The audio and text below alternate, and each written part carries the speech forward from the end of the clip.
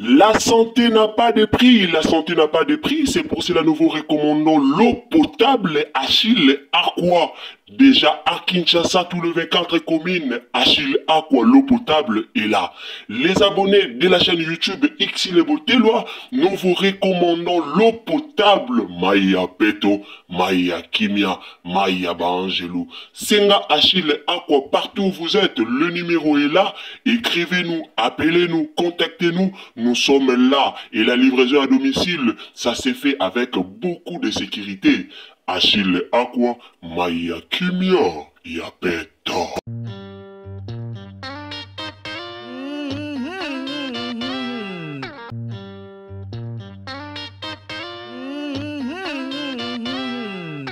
Salut la famille, bonjour à tous. Mbote bandeko bolandara biso, salut à tous les abonnés de Irsil Botelwa TV.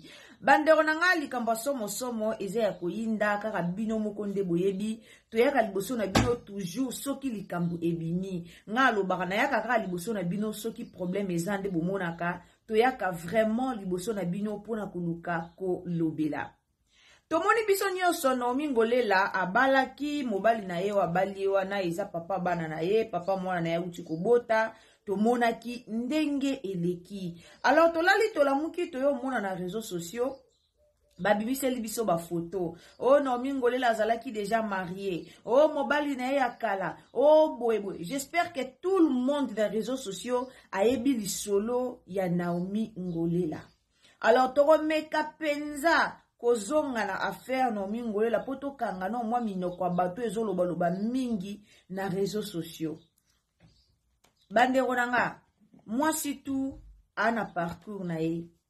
Mutu tu ana parcours na ye. Eli koloba te ke soko balaki libala liboso esimbaki te, otika libongo éternellement obala lisute. Non.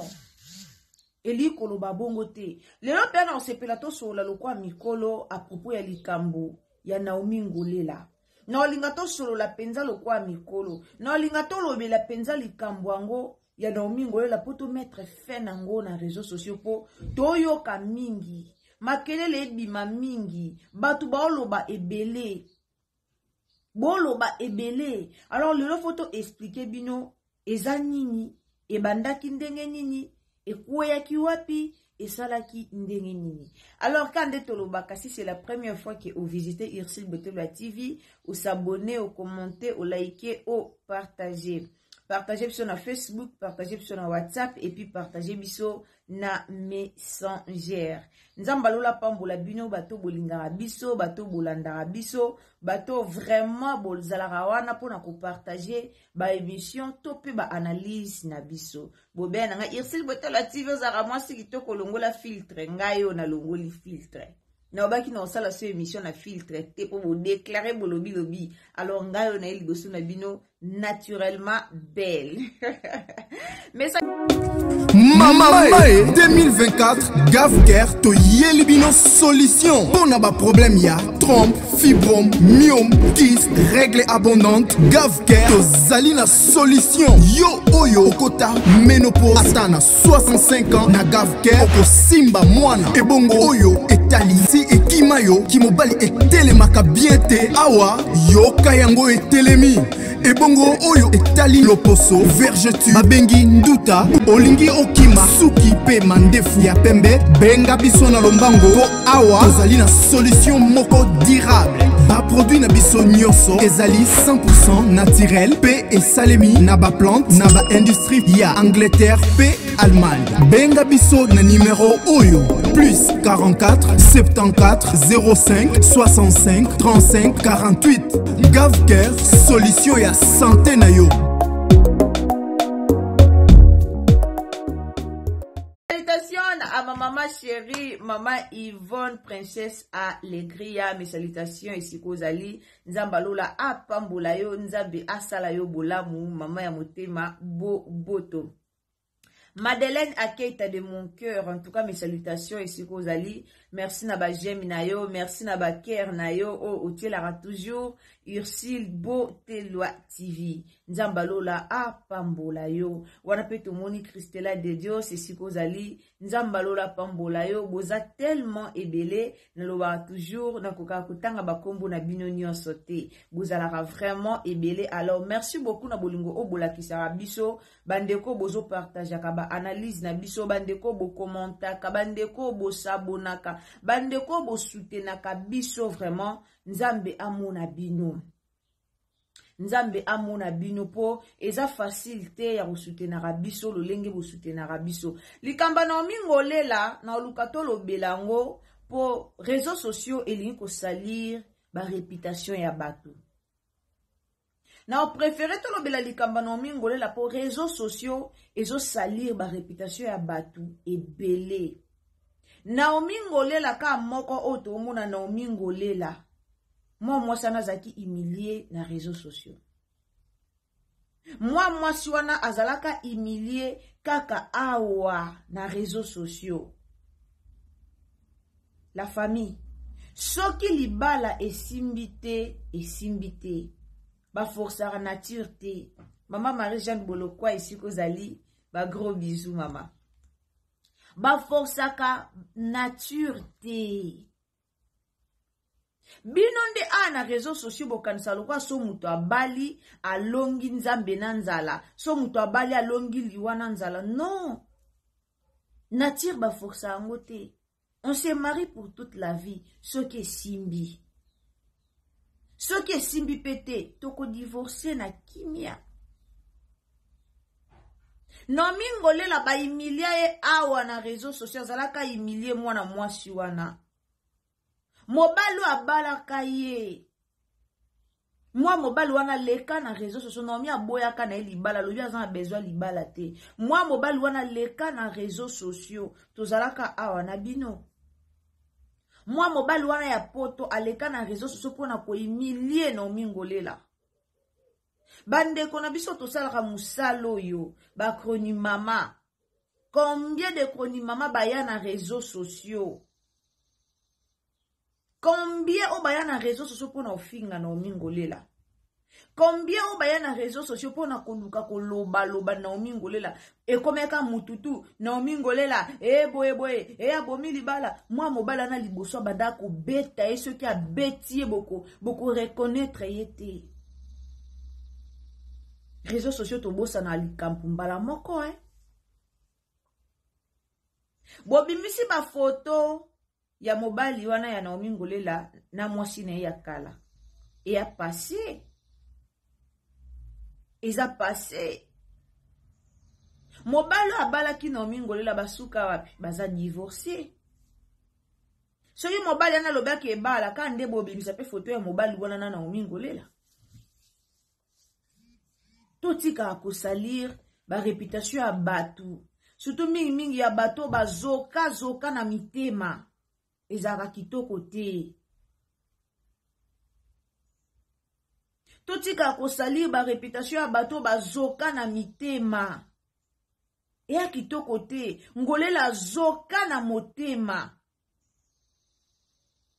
Moi c'est na konda kia banda koloba ande koyeba te a expliquer nani, aloba na nani, abeta lisolo na nani, alobela nini. Ka awa na réseaux sociaux tozala ensemble na bino. Afinga maka awa, bachola ye kaka awa. Nzamba sali grâce. Lelo azu mobali na ye. Kaka bino bato boyaki kofinga. Kaka bino bato botia ba video. Toyokela ye mawa na bino. Nga lobaka, towe la matière karate. Ezaka te soko moni likamumba moko na réseaux sociaux. Matière na yana betango eza matière. Ba matière mususu ekitisaka bato. Ba matière mususu esilisaka dignité ya bato. Ba matière mususu ebebisaka réputation ya bato. Chez toi ozo penser ka kete na salango kaka ngana zona nga ba vie. Mais obebisa réputation ya moto. tolela biso tupona Naomi Ngolela. Naomi Ngolela awa lelisa mutu nyoso nde mobali ana beta yenkuba vimba ne elongi azoka na kozoka abimisa ba photo na réseaux sociaux. Aya apesa explication na ye na réseaux sociaux. Batu musu basepelaka nango batu musu bafingaka ye. Avant na humiliation. Bile boyebi humiliation oyo ezalaka na mwasi azaki marié c'est quoi libala esili batu bapesa faute na mobali te. Batu bapesa aka faute na mwasi. Et na humiliation. Mwasi azaki marié, libala esili akomi divorcé. Batu bapesa faute na mobali te. Faute ezongela aka nani ezongela mwasi. Et na humiliation. Lelo nga na sepeli na mwasi wana batangeli ye lisu mbongo ya libala. Mobali moka utaka poto ayaka atangelaka Naomi Ngolela mbongo ya libala. Après ayaka okomisa Naomi esclave na ye. Mwasi ana za femme forte. Asa muto ko féliciter. Combien de filles oh bamibali bakomisa bango be esclave na bandaku me bavanda kaka. Naomi akoka kite. Moteme suka ki akome na suka. Akoka ki koko kerit onte. Akoka lisute ko vanda lobi no. Abima alongwa. Abomaka libala na neni. Bozo se rappele na ane wana. O makambo wana salamela kai. Lelo nzamba pamboli ye. To sepe na li pamboli. Ngalo bango soki pona kimia na yo mama. So ko bala ata 5, ata 10, ata 20 fois. So za pona kimia na yo bala. So za pona kimia na yo bala. Bala. Bolinge bomo na mwasi na kufa lokwa Sara na utako kufa lokwa mobali. Bolinge bozala na esengo. Ya omona mwasi na kufi lokola Sara. Sara ucho mela sinaper kufi. Akoke ko supporter te. Boyebi ba makambo eleka na banda kwa batu te. Parfois boyaka oloba boyaka ojuger batu na réseaux sociaux. Parfois boyaka oloba boyaka ofinga batu na réseaux sociaux. E musu bino pe na banda kuna bino bwana ba problème makasi. E musu bino moko pe bwana ba problème o bino moko booko kakutu ko résoudre angote. Mais bo sala ka ba sembla ya oya na réseaux sociaux pour insulter les gens. A moi si ako féliciter. Ngolela mwasi otoko betela maboko. Elle a beaucoup souffert. Anyokwami. Afingami. Likona ngwa ki zemi akebota na Afrique du Sud bo fingi ye kisie. Nini ba sente ye. Naomi Ngolela après libala ba sente ye bo fingi ye. Ayo zo sous deuxième zemi na ya boti ye wana ba ye honorer. Mais bo se focaliser ka na mobali wana aza mobali ya batu ba photo yango. Qu'est-ce qui prouve que moi mobali wana mwasi na mutuka ba mwasi na mbali? Elo nini la kisi? Ka po bomoni photo na mutuka photo pe ya libala to monite. Esika ba opese la mwasi na masanga to monite. Mais kaka po bomonika photo ya mwasi wana na papa wana directement boye Naomi Ngolela to wana ba matière Naomi Ngolela to zu matière mobali wana mobali abatu pasteur aneo apostolique aza mobali abatu bino boye biso ka divorce déjà na mwasi na ye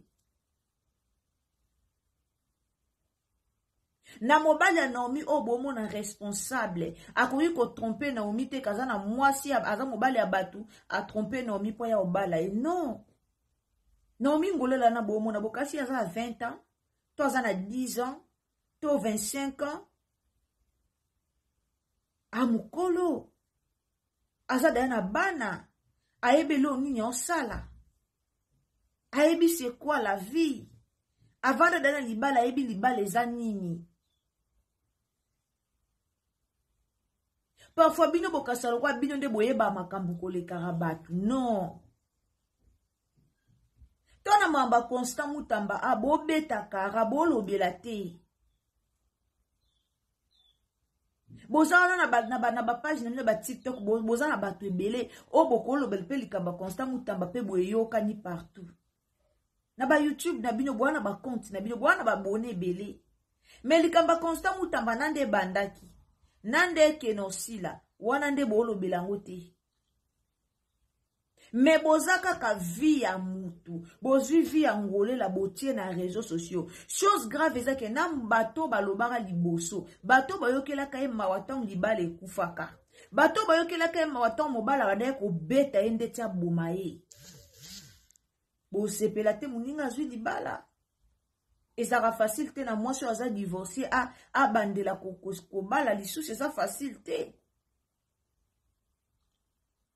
Mibali bazaka soka ya Monica o divorcé aboyi. O divorcé atiki. Ce n'est pas facile. Na mwasi aza divorcé. Azo mobali muso abala. Oye komeli star na biso nomi ngolela to betele maboko. Mobali apesi valeur. Bo mona ke komena na moma mo boengolela bandola tasubi late. La tasubi late. E komena na moma mo boye. Nomi ngolela bandola tasubi late nenga zaki kolata. Akome kolata kitoko. Akumulata lokola mama. Akumulata ba roba maputa, akomi kolata ba maputa, o sentir que te akomi mwasi a kilo. Elle préparait quelque chose. Msu mobile na loba kine non, changer habillement, tokene nango boto sala boy. Banomi wana bazo mériter koza ba célibataire te. Mais biso tozaka wana soki comédien bali. Il faut to ya ko look kama. Papa ne mabana bala awa. Toya mwasi abaliye, mwasi asaliboye. Libala dakoste bala ma aboye bolobi. Belvi mutabale li dakosta mwasi. Libale kufi bofingi. Dakosta libale zongi bofingi. Finalement. Bachene ngo ya biso to fongola ka poto fingaka. Mukoni to pesa pe message moko ya mboka. Butika na omingole la kimia, azu mobali na ye, mobali atangeli mbongo. Ebele boya na réseaux sociaux abatangela bino mbongo te. Batangela bino mbongo te. Mobali atangeli na omingole la mbongo. Mobali atangeli na omingole la mbongo. Babali ye. Biso nyoso tomoni libala wana ndenge leki. Tomoni nde bapesi biloko ya libala. Mutu to amoni na réseaux sociaux. Mobali ana zo mema ye na coutumier, civil, religieux. Akolatise lopete. Soki o liboso asukisa ki na omingolela na nzela, o ya tuwa akosukise na nzela te. To sepela rapena to sepela rapena lipamboli ya baninga. À un moment donné, esenga tolongola motema mabe. Esenga tolongola motema mabe. Libala eza pasi. Naomi oboye kofinga lelo bolamusi na bapase na ye. Ana belle famille asika oyo okekota. Musu ba belle famille ne balanda tabe émission wana na TVT. Musu ba belle famille ne balanda tate ba yebi atate ce qui s'est passé. Mais biso ba marata pia. Bokomi kozwa ba photo, bokomi kozwa na mobala nomi ana o akana préféré asika ke yakala. Mobala nomi akana zaki tale longi. Kande bomone longi na ende comportement neza. Anyokoli mwasi. Abando beta mwasi loko elo mususu. Azaki na respect na mwasi te. Nzamba pesi na omi mobali. Mwasi a divorcaki. Mwasi o âge. Na omi azaso na 37, aso 38, aso 37 à 38. Nzamba pesi mobali. Nzamba pesi libala. batangeli mbongo lokwa mwana mukie. Totika koya ofinga na réseaux sociaux. Totika koya obebi sa réputation na ye. Totika eza kitoko te. Eza kitoko te. Bolongo na likamba ma Teresa. Directement bo kiti na likamba Naomi Ngolela ta. Bosisa na likambo bobandaki. Bosila na kuna bino na bino. Bobandaki likamba ma Teresa na bosilisi yango te bino na bino. Bosila na kuna na likambo wana. Boki jamais ko sauter matière wana bokota matière mususu. Ezala raté. En tout cas, message to yaki nango ya ko informer na bandeko bolandaka biso yango wana Naomi Ngolela aza fi moko to ebie na mobulu te, même na bata théâtre akenda na kashia mabete. Alors azwi libala na ye ya sika tokumisi nzambe pona yango. Muto bayo bala ezateke na mobali wana balingani lelo, c'est-à-dire babandaki kala. Mobali la sepeli na comportement, ne mobali étudier ye, voire même kuta botisi ye na obana. Abotisi na obana bande ko étudier amoni ke oui à mettre d'accord aya kubala ye. Alors totika babilobela na biso wana o tolobaka na réseaux sociaux eza penza kitoko mingi te. Eza penza kitoko mingi te. Balobi soki muninga bali sepela. Pourquoi yo sepela na libala muninga te? Pourquoi yo sepela na élévation ya muninga te? Pourquoi yo sepela na kobonga muninga te? Eza kitoko te. Muninga bali sepela, biso yo toye ko sepela pona libala ya ndeko na biso Naomi Ngolela. En tout cas, ba félicitations et belé na Naomi Ngolela, mariage malamu, nzamba pambola bino, abatela bino boko mati na suka. Merci beaucoup na ba abonné tout ya Irsil Botelo TV. Merci beaucoup na ba tutu bozaki wana pona kolanda biso. En tout cas, abonnez-vous s'il vous plaît. Abonnez-vous, commentez, likez, partagez. Partagez sur Facebook, partagez sur WhatsApp, partagez sur Messenger. Nzambalola pambola bino. Et quand vous abonnez, activez la cloche des notifications. Bisous, bye. La santé n'a pas de prix, la santé n'a pas de prix, c'est pour cela nous vous recommandons l'eau potable Achille Aqua. Déjà à Kinshasa, tous les 24 communes, Achille Aqua, l'eau potable est là. Les abonnés de la chaîne YouTube Irsil Boteloa, nous vous recommandons l'eau potable Maya Peto, Maya Kimia, Maya Bangelou. Senga Achille Aqua, partout où vous êtes, le numéro est là. Écrivez-nous, appelez-nous, contactez-nous. Nous sommes là et la livraison à domicile, ça s'est fait avec beaucoup de sécurité. Achille Aqua, Maya Kimia, Yapeto.